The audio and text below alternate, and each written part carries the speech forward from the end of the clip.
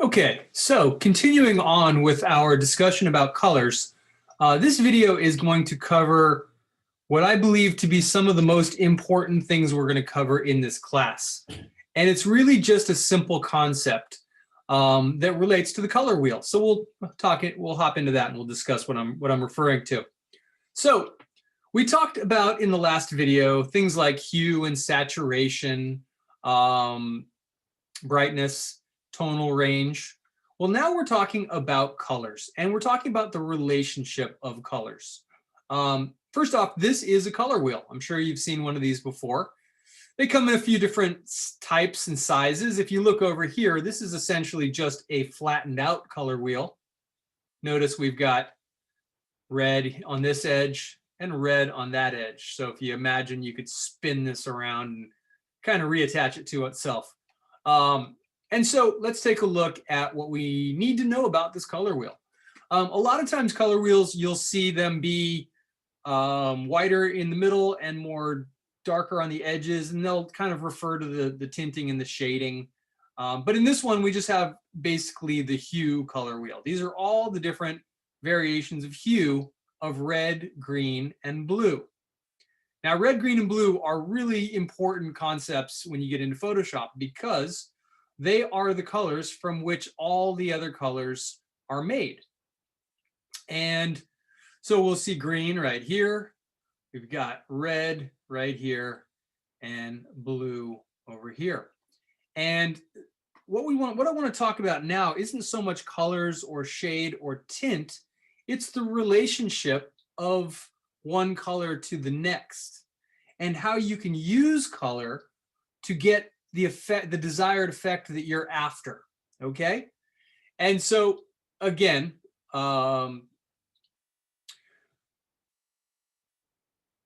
know what's funny is I said red, green, and blue. Red, green, and blue are the colors that Photoshop uses, as you see down here. When we get down to our color channels, everything is split into red, green, or blue. But the truth is these colors are actually derived from red, yellow, and blue. We are in a red, green, and blue mode.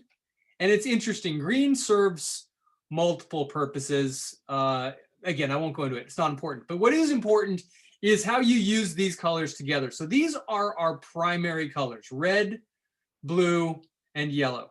From these three colors, all the other colors are derived. Mix yellow with blue, you're going to get green. You put in a little bit more blue than yellow, you're going to get blue, green. And if you take out all the yellow, you'll be left with blue. And of course, red and yellow. Now, what I want to talk about right now is how we choose colors when we're going to do a design. But before we do that, let's understand just a couple basic relationships of colors.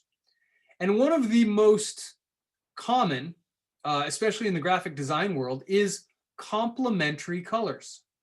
Now, complementary colors are two colors on the color wheel that when mixed together or when put side by side, give you the most color contrast, okay? And so basically, if we look right here, we see complementary colors, and you see green and magenta, basically. And they are directly across from each other on the color wheel. Therefore, if I do green lettering and magenta outline, I'm going to get the maximum amount of color contrast, the maximum amount of pop, basically, by using those two colors, because they're the farthest apart from each other on the color wheel. The opposite would be analogous colors. And I'm going to give you some examples of both of these. In fact, we'll look at how these work together in just a minute.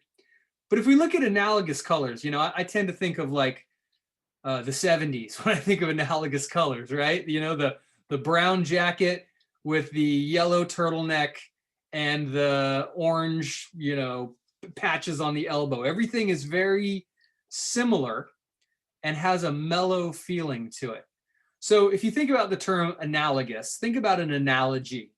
You know, if I'm trying to give you an analogy for something, I'm thinking of something that is similar. A situation that I could use to compare to another situation. That's an analogy. So analogous colors are colors that are similar. Whereas complementary colors are colors that are as far from being similar as possible. Again, and let's talk about complementary colors. You know, if you're a fan of San Diego football, you probably remember the Chargers. And I believe they had like a purple and yellow, or maybe it was a blue and yellow. But you'll see that those colors are far from each other. You'll almost never see a sports team that has analogous colors in their logo, because obviously they want it to feel energetic. They want it to jump off the sign. They want it to be, a bright, brilliant logo. And by using complementary colors, they get that effect.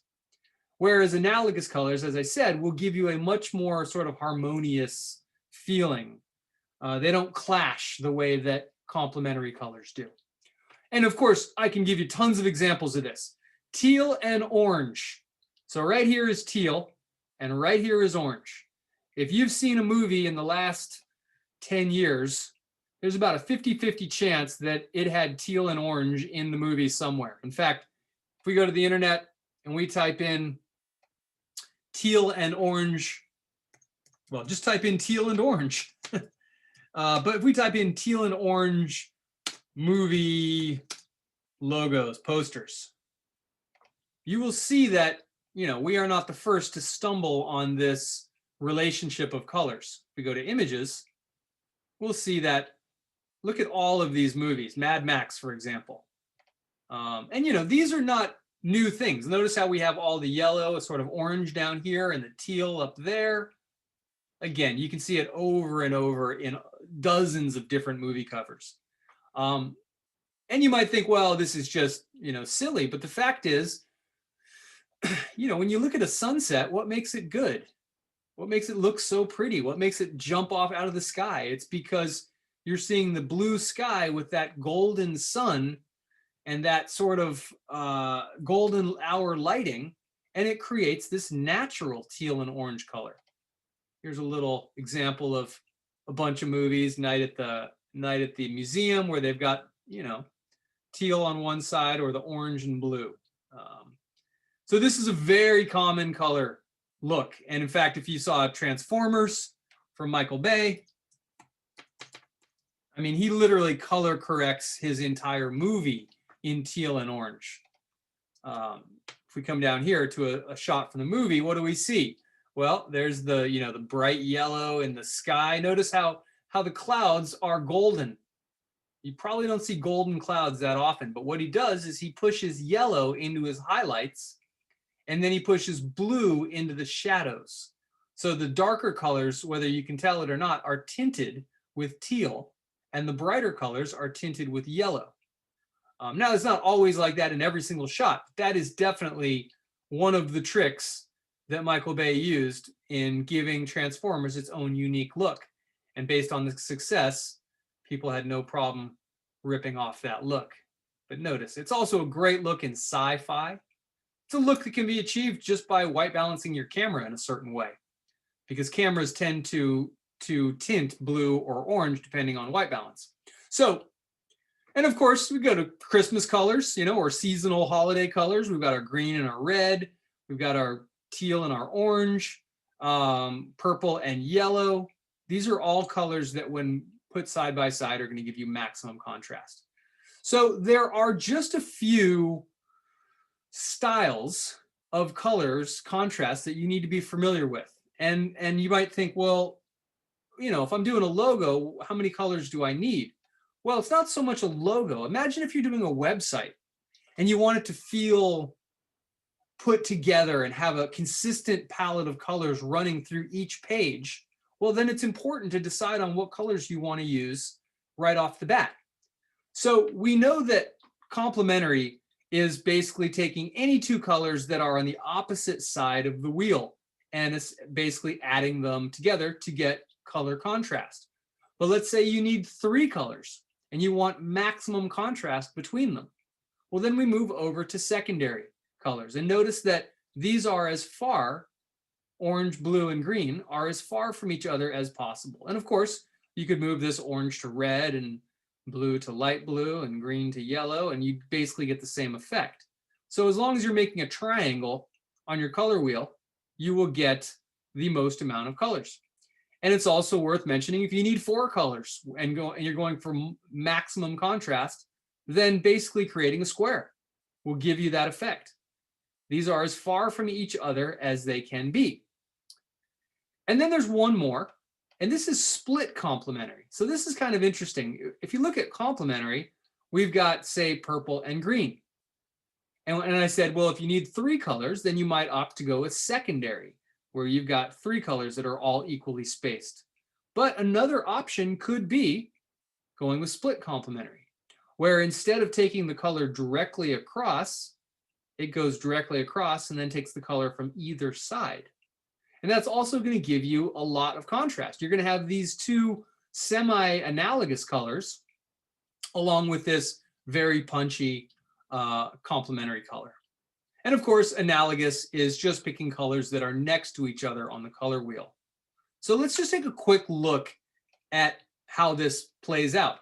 As we see right here, I have my 2 ladies from our colorization picture, and these are essentially borderline complementary, not split complementary. Let's pull up let's pull this up and open it into its own window. So I'm going to go view. Oh, let's see, view, split, screen, actual size, screen mode. Nope. Let's just do this. Command A, Command C. Make sure it's selected. Command A, Command C. And we'll come right over here and just paste it in. All right. So make sure this is on the top layer, and we'll slide it all the way over here. So if we look at these colors we've got sort of light blue, magenta, and yellow. Where do they fall? Because to me, this looks pretty contrasty right here. These colors are popping, and the reason they're popping is because of their relationship on the color wheel. So if we look at light blue, that's right there. If we look at magenta, that's right there. And guess what? Orange, or just about the color of her jacket, is right there. And that's a triangle, which means these are secondary colors. They are essentially complementary colors, but in a 3-color pattern. And you can absolutely tell that they pop. Now, if we wanted to, let's take a look at what we could do if these were analogous colors, meaning if they were all similar. So let's grab the little girl's jacket, and let's grab her shirt. And instead of having them being light blue and magenta, let's look at the wheel real quick here. I think it's fair to say we've got this, we're somewhere between this orange and this yellow orange here. I'd say we're probably closer to this yellow orange. So let's make the girl's shirt this darker orange, and let's make her jacket this lighter orange. And let's just see how it makes the image feel. So we'll go to the shirt, or excuse me, the jacket, and we'll hit Command U. That's going to allow me to tweak the color. So we'll get it over into this yellow range. Okay. Let's see. We were going to go with darker orange. So maybe we'll saturate it just a touch more and maybe darken it just a little bit. And then we'll grab the shirt and we'll make that a lighter color, like a yellow.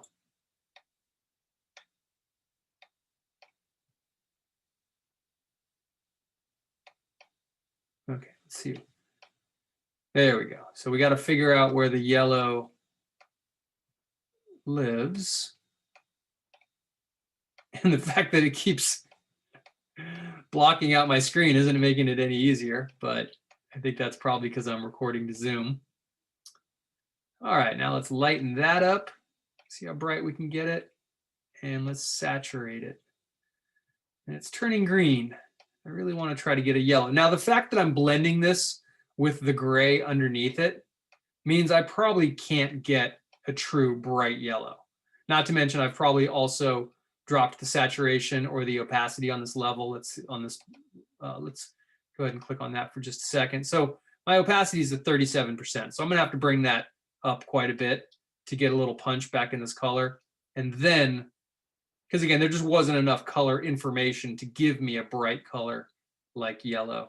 So I'm going to punch it way up and hit Command U one more time. I'll have to click off there. Now hit Command U. Now hit Command U, and let's see if we can't get that to be a bright yellow. This is really unusual. My computer has never done this before with the screen. And let's see. There we go. Okay. And well, again, we'll try to lighten it up as much as we can. But the point is simply this. When you use analogous colors, things blend. They fit together. They feel harmonious. When you use contrasting colors, they tend to jump off the page. So if I Command ZS back, you can see that this, you're going to see this from 100 yards away and be able to make out what it is versus something that has these analogous colors. So let's hop back over here and we'll most likely wrap this up. So just to quickly review, this is showing us the hue. Now here we've seen tint, and this is when you start adding white to these colors. Shade is when you start adding black to these colors. A primary color selection is when you pick 3 colors equally spaced out on the wheel, and the reason you do this is for maximum impact. Analogous colors give you kind of the opposite feeling. They give you a harmonious, mellow vibe. They're just harmonious colors. They're great. It just depends on what your goal is. If I was going to have a football team, I wouldn't use harmonious colors because that's not the feeling I'm trying to convey. Complementary colors are arguably the most common use of colors because these give you the most contrast. Of course, secondary colors are basically going to give you the same effect as primary. They're going to give you the maximum distance. Of course, primary means that all the colors are derived from these colors, whereas secondary refers to their relationship to each other, and you can switch this to any colors and it'll still work. Of course, if you need 4 colors, then you might opt to go with square, and if you need maximum contrast, but you need 3 colors, you could opt to go with secondary, or you could go with split complementary, which goes straight down and then chooses one to the right or left. And of course, you can take this as far as you want. I could pick this complementary and then choose the green and the light green and the blue and the dark blue if I need 5 colors. So think about it. We're going to be doing some projects in this class where you will need to define a palette before you even begin.